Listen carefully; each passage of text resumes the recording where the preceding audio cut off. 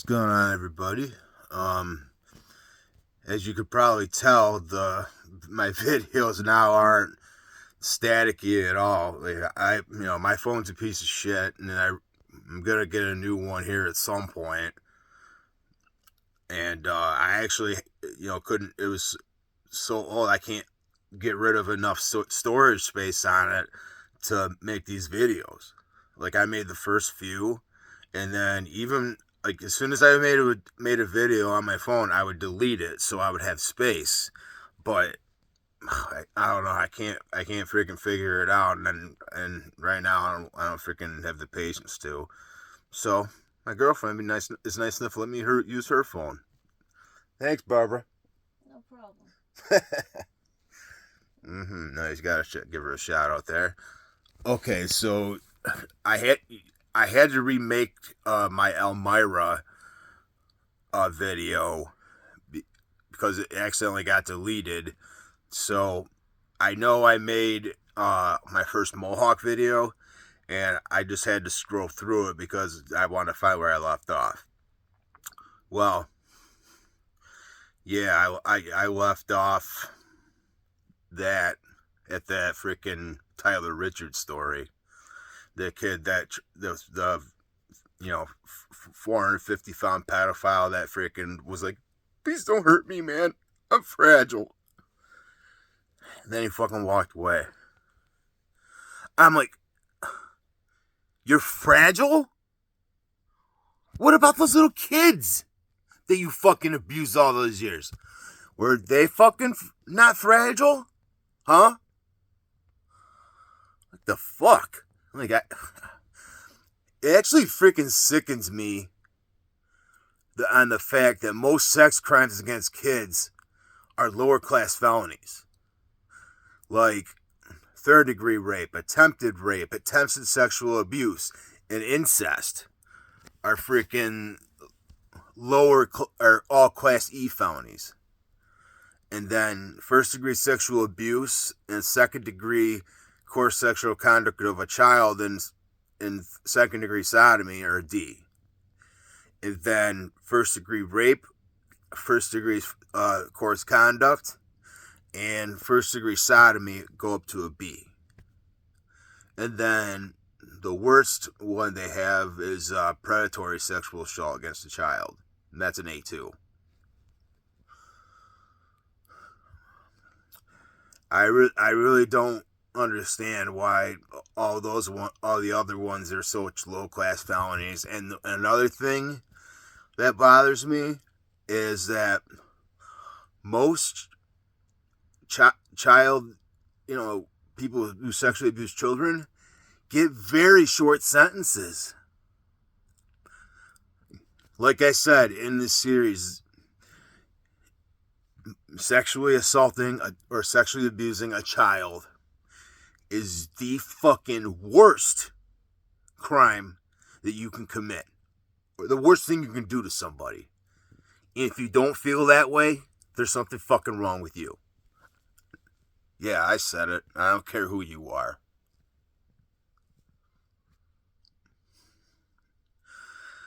So, yeah, then basically fucking like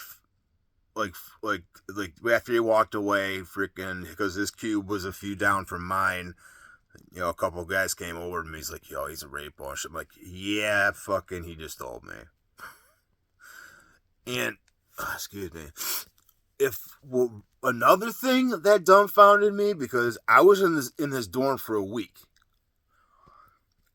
and I was completely fucking blown away with how easy he had it. I mean, nobody was fucking doing anything to him. He was freaking sitting in the day area, freaking down the TV, playing games with people. I was like, what the fuck? Like, I thought freaking in these places, freaking any pedophile would be getting fucked with or extorted, beat up, slash, stab, whatever. Freaking, I know that back in the day, like in the 90s and shit, like 80s and 90s and shit like that, yeah, that shit did happen, and it still should happen. It still should happen. it's sickening. And so I knew that if I put hands on this dude, he would snitch on me. Especially after what he said, he would snitch. And so what I did was I fucking filled up my big plastic mug with water about 20 something times, and I went and dumped it on his bed. And then he found it like an hour or so later, and then he was like, "Who did this?" Blah, blah, blah, blah. And he was going up to people and freaking asking them about it. And then he had the fucking balls to come up to me about his cube being fucked with. And this is what I said. Dude, you have a lot of fucking balls coming in here with the fucked up charges that you got and confronting people about fucking with you. And if I can remember correctly, 4 days ago, you begged me not to fucking hurt you. Like, what the fuck? And then he's like, okay, I'm sorry. And then he runs away. Well, he can't run. He can't fucking run. So, but yeah, no, he had easy fucking time. Like I remember the first day that we all went to commissary, because, you know, he got there around the same time I did. But me and my boy Jack had to freaking quarantine because I ended up catching COVID. But so, yeah, we go to commissary, and then we get back, and my boy Jack tries to extort him for shit. And then this one black kid freaking like, you ain't giving him shit. Freaking blah, blah, blah. And then freaking him and Jack almost got into a fucking fight over that. Jack's like, you're freaking fucking, he's a fucking pedophile. You freaking snip it up here for what, blah, blah, blah. Like, and then the dude, I can't remember his name. Started with T, fucking T, freaking, like, yo, man, freaking, you gotta watch out who you hanging with. I'm like, bro, you just stood up for a fucking pedophile, and you're freaking telling me who I gotta fucking watch who I hang out with? Sounds like you're preaching to the wrong fucking choir, bud. You're preaching to the wrong fucking choir. Yeah, so anyway, freaking, and then we're in there for about a week, and then we a bunch of us ended up getting moved, because that was the ASAT dorm, and they wanted to keep it that way. And what ASAT is, it stands for Alcohol Substance Abuse Treatment. That's what it stands for. I mean, I ended up in that program just at a different facility. And so, yeah, so we ended up getting moved. And I was just going downstairs to 22A, where it's a lot cooler down there, too, because it's underground. And Fat Ass ended up getting moved somewhere. Well, the CO working that day, she was, we named her Miss B, I think. Yeah, that we did Miss B. She is definitely shorter than 5 foot tall. She's a boxer. And she got the freaking attitude of a freaking 6.5 foot Bubba. That's my best way to describe her. You know, at first, like, she was kind of like a bitch to everybody in the beginning, but when she got to know you, you know, she was pretty cool. But she fucking hated pedophiles. Yeah, freaking Tyler Richards was fucking whining about her fucking talking shit around the door about him. I'm like, dude, I didn't. Well, he didn't. He said, yeah, he did say that to me. And I'm like, bro, what the fuck do you expect? What do you expect? So he ends up getting moved, and so Miss B freaking gathered up like three of the homies in the dorm, and she basically, told him to jump him. Well, Fat Ass's cube was a few down from mine. I was packing up, getting all my shit packed up into the draft bags, just so I could move downstairs. And freaking, they're over there trying to fucking extort. I think they're trying to extort him. And then he actually was like, "No, get out of my cube," and tried to push them out. And then he got fucking tackled, thrown on his bunk, and freaking. That's when it started. I had a front row seat for that shit. He easily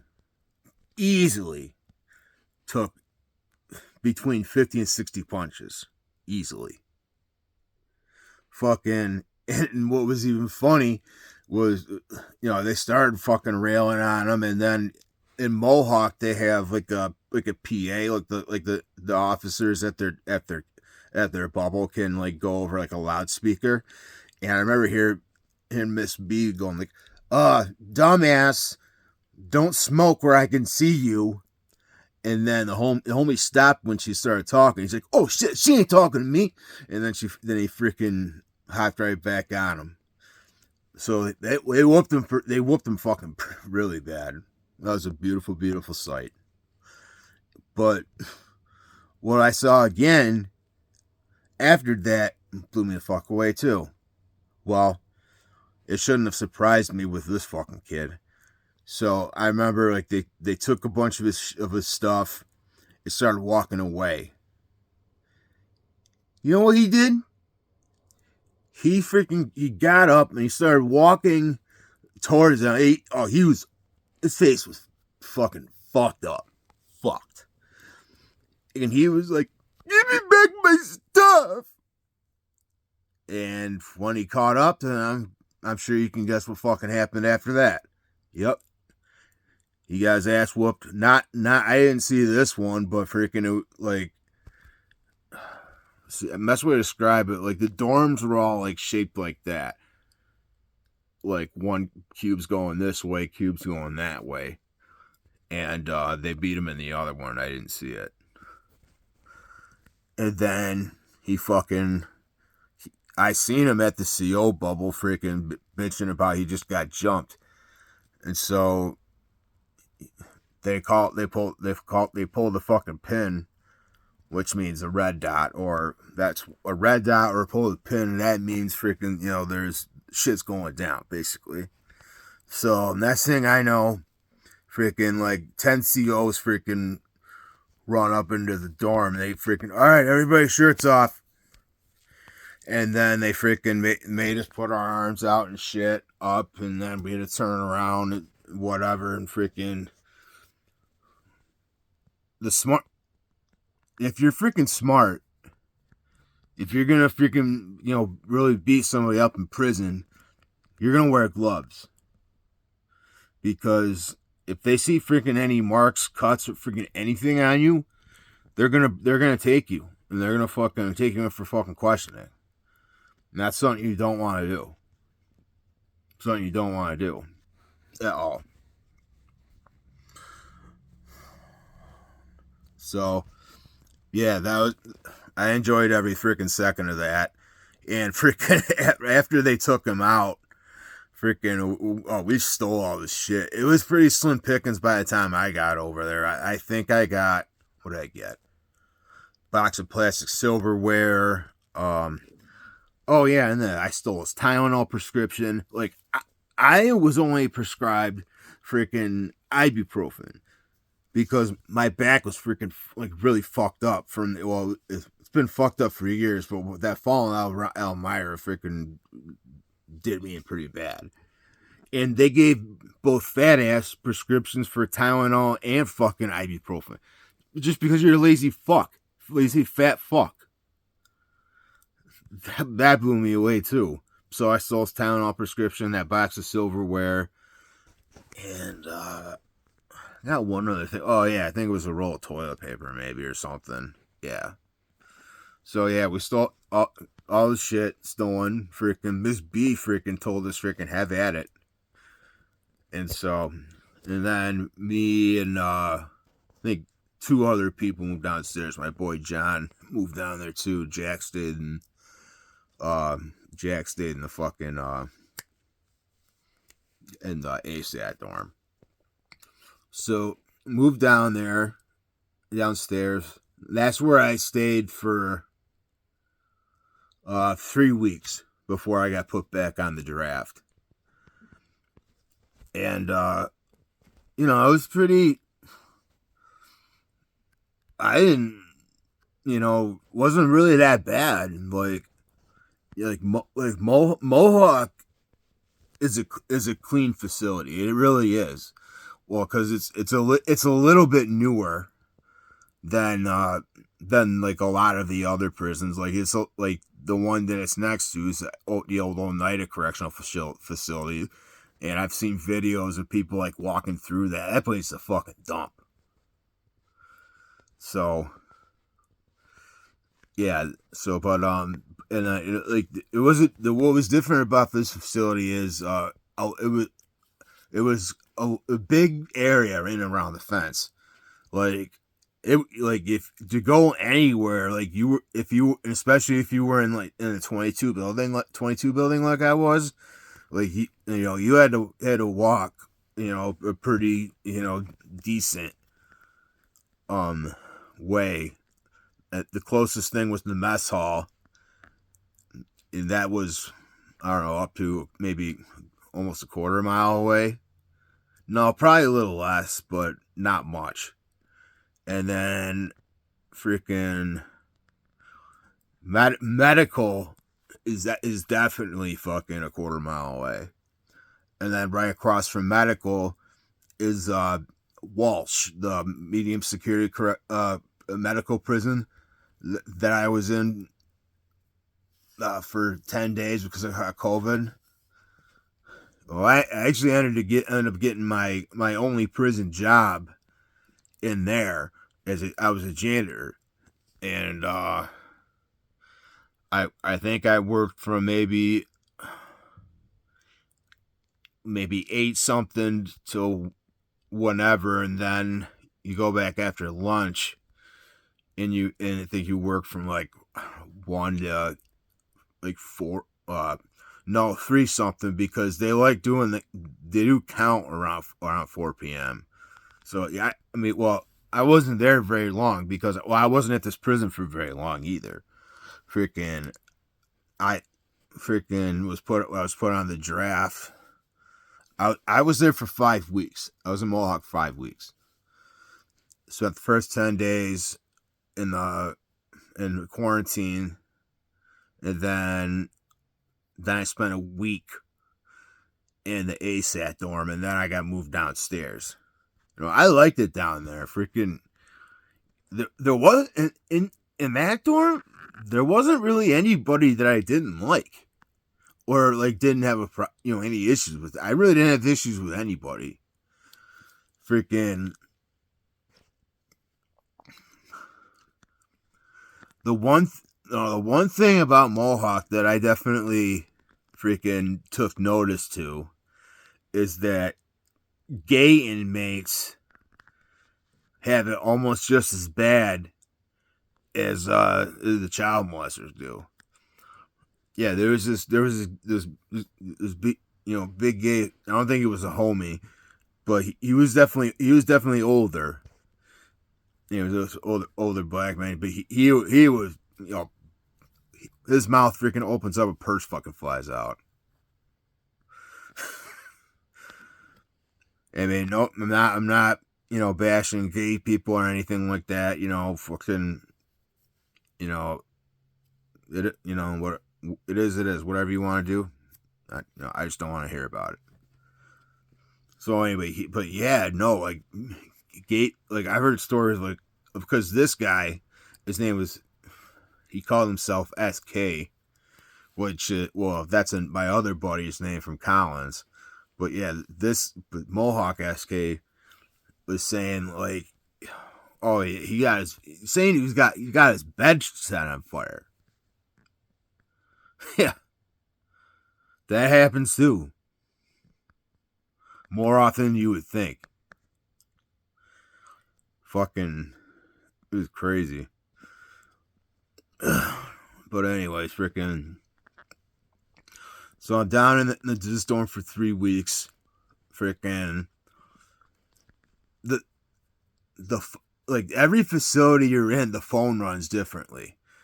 Like well, at Mohawk, what they did was each dorm officer, gave us a sheet every day, and we got to pick up the 2 times. Once in the morning and afternoon, and then once in the evening. And after that, if there was any other like slot open or any other phone open, because there's four phones in the dorm, then it's all grabs. Nobody, and there was tons of freaking homies and shit in my dorm, and nobody was fucking getting caught or freaking arguing over the phone or nothing. That shit wasn't going on. At the next facility I went to, different story. But anyway, freaking. So I ended up taking everybody takes phase 1 and phase 3, but a lot of times nobody really goes to phase 2, which is weird. But phase 1 is basically the introduction phase, where it's not really them. It's basically like a week-long orientation in a way. I mean, it's orientation. You go to a couple days of that, and that's where they show you like the PREA video, which, well, for those who don't know what PREA is, it's a prison rape. I don't know what the E stands for, but A says act. What you watch that in fucking orientation and phase 1, and then actually, one thing that I saw that I actually thought was really really great, especially for kids. On Sesame Street did a video about like these 2 like female Muppets are trying to get a boy to play, and he ended up running away, and then they caught up to him, and he was talking about how his dad was incarcerated, and basically the point of it was for to get kids to let them know that just because their parents are incarcerated does not mean that they don't love them. And it also it's basically for support for little kids whose parents are incarcerated. And you know what, that's great. Yeah, because I didn't see this there, but I do know that Sesame Street also has a character on there. I think his name is Cammy, and she has a parent who's an addict. So I praise Sesame Street for doing both of those things, because unfortunately, there's a lot of kids out there who have their parents in prison, and it's I can only imagine how terrible that is, especially as a child. Saying daddy's locked away, or mommy's in rehab, or kids like that. Kids need support, moral support like that. And personally, I think they should have freaking been paying like more attention to those details a long time before that. Yeah, so you do that. Phase 1, I think it's maybe 4 days, 2 days, twice a day. Freaking and then at Mohawk, everybody gets a job, and I ended up choosing being a janitor at the medical prison, because number one, I didn't want to work in the mess hall at all. Like, some people are all for that, and because if you a lot of people who work in the mess hall can get their hands on shit, and there's a lot of perks to having it. I just didn't want to do it. It just wasn't my thing. But then I ended up getting a job as the janitor at the medical prison. But I think I was only there for like 3 days, because I ended up getting put on the draft. And but no, I did get my one and only visit during my bid at Mohawk. My sweetheart back here freaking came to see me. Meant a lot to me. Did I just wake you up? Oh, you done with your video? No, I was thanking you for something. Oh. In the video. Oh, thank you. You're welcome. Alright. Yeah, she's a little tired. But I got my one and only visit there, and I did not allow my parents to come and visit me, and I'm sure some of you probably think that's pretty fucked up, but I did not want my parents coming to visit me in a place where that's surrounded by razor wire and freaking gun towers and shit. Like, I just wasn't okay with that. And I mean, if I ended up being gone longer than I did, then maybe I would have considered it. But no, I was not okay with that. I wasn't okay with that at all.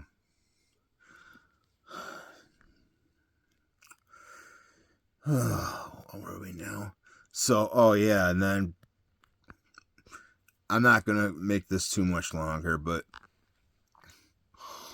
I ended up getting put back on the draft, and the reason for that is when I met my counselor at Mohawk, he said that I had to, sign something to, that I was willing to do the DWI program, because that's what I was in for, and the only prison in the whole state that had a DWI program was Collins. And like Mohawk's in Rome, New York. Collins is all the way like south of Buffalo.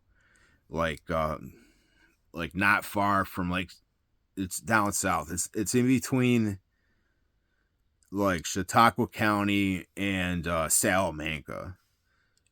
But it's technically in Erie County, I think. Yeah, it is. But it's pretty far from Buffalo. So I'm put on the draft, and I pretty much figured out that I was going to Collins. Like, they weren't supposed to tell you, but my counselor freaking pretty much gave me told me without verbally saying it to me, in a way. So when you get put on a draft, like the day before you leave, you gotta freaking have all your stuff packed and ready to go. And what really sucked was, I went to commissary that week on Monday, and then Wednesday is when I was told that I was going to be put on the draft. And you're not allowed to fucking pack shit that's already opened. And freaking, so I had to freaking, like, trade a lot of like my fucking open snacks and shit away. I mean, I got stuff for him, but, you know. But then the one thing I was really worried about was my tobacco.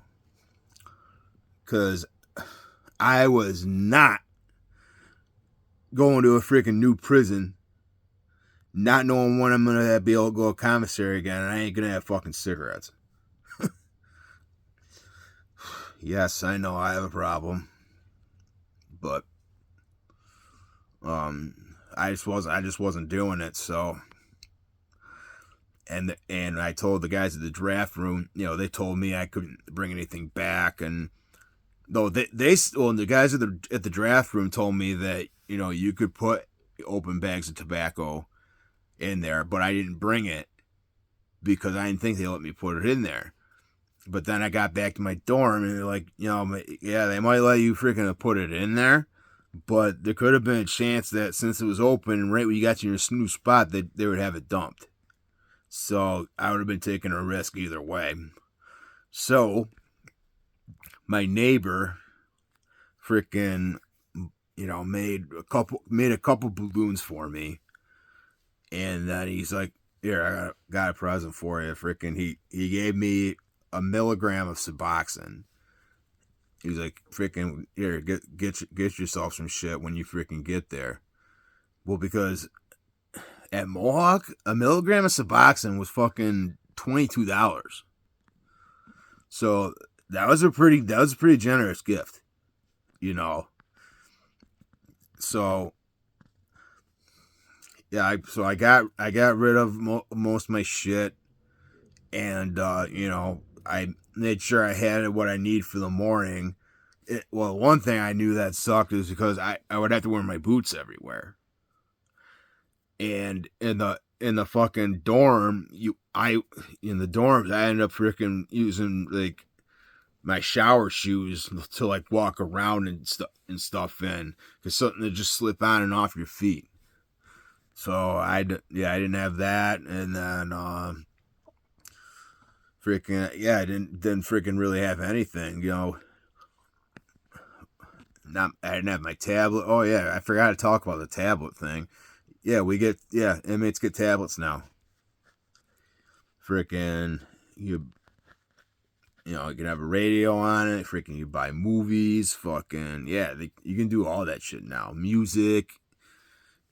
Yeah, yeah, believe it or not. Yeah, inmates get tablets. I never bought any movies on or downloaded any music on mine.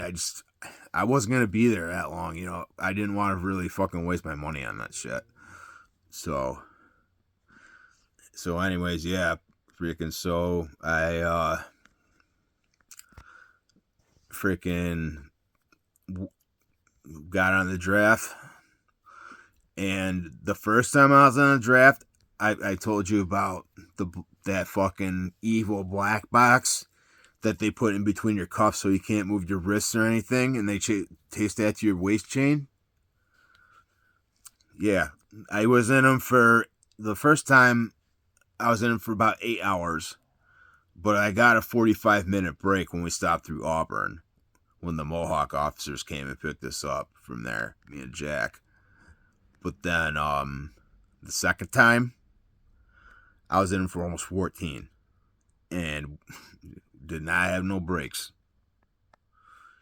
Oh man, my freaking! I'll tell that more about that story again in the next video, which is probably gonna be tomorrow. You know, it's Saturday night. This is the second half-hour video that I've done tonight, and I really don't have any more energy. So, all right, thanks guys. I really hope you're enjoying the series, and I'll be back.